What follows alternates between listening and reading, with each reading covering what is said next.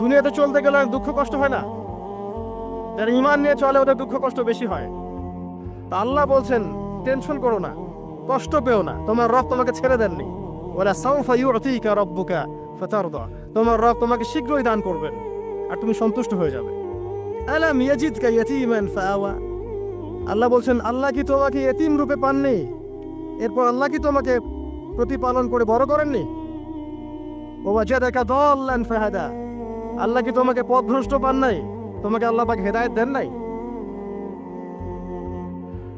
তো আল্লাহ যে এগুলো করেছেন সে আল্লাহ তোমাকে পরকালে ইনশাআল্লাহ ভালো রাখবেন। ফাআম্মাল ইয়াতীমা ফালা তাকহার, তো তুমি এতিমদের প্রতি কঠোর হয়ো না। ওয়াম্মাস সাইলা ফালা তানহার, কেউ চাইলে তার হাতকে খালি ফিরিও না, ধমক দিও না। ওয়াম্মা বিনিআমাতি রাব্বিকা ফাহাদ্দিস, তোমার রবের এই সমস্ত নিয়ামতগুলো তুমি মানুষের কাছে বর্ণনা করতে থাকো। এর পরের সূরা দিকে খেয়াল দেখবেন, সূরা আলাম নাশরাহ লাকা সাদরাক, মনে হয় দুটো একটা আরেকটার সাথে পেয়ার। আলাম নাশরাহ লাকা সাদরাক, আমি কি তোমার হৃদয়কে প্রশস্ত করে দেই নাই? ওয়াদা'না আনকা ওয়িজরাক, তোমার বোঝাগুলো হালকা করিনি?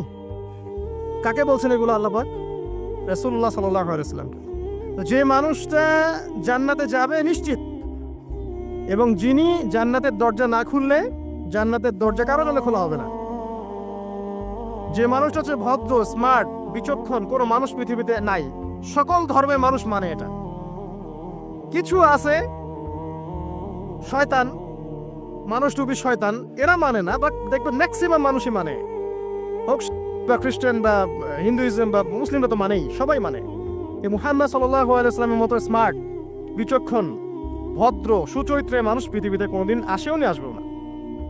তো সেই নবীর জীবনটা আপনি পড়ে দেখবেন, আর রাহিকুল মাখতুম বইটা, যে চড়াই আর উতরাই, খালি দুঃখ, কষ্ট, যন্ত্রণা, লাঞ্ছনা, কন্টিনিউয়াসলি।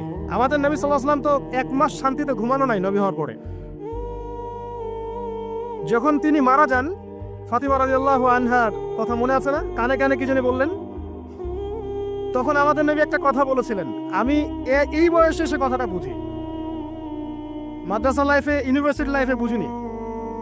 নবীজি বলেছিলেন তার মেয়েকে, ফাতিমা রাদিয়াল্লাহু আনহা তার কষ্ট দেখে কান্নাকাটি শুরু করলেন। আমাদের নবীজি তাকে কাছে ডেকে বললেন কানে কানে যে কি জানি একটা বললেন, তারপর ফাতিমা রাদিয়াল্লাহু আনহা চুপ করে গেলেন। তো পরে জিজ্ঞাসা করা হলো কি বলেছিলেন, তিনি বললেন আল আব্বাজান বলেছেন আজকের পর তোমার আব্বার কোনো কষ্ট থাকবে না, আর তুমি আমার পরিবারের মধ্যে সবার আগে আমার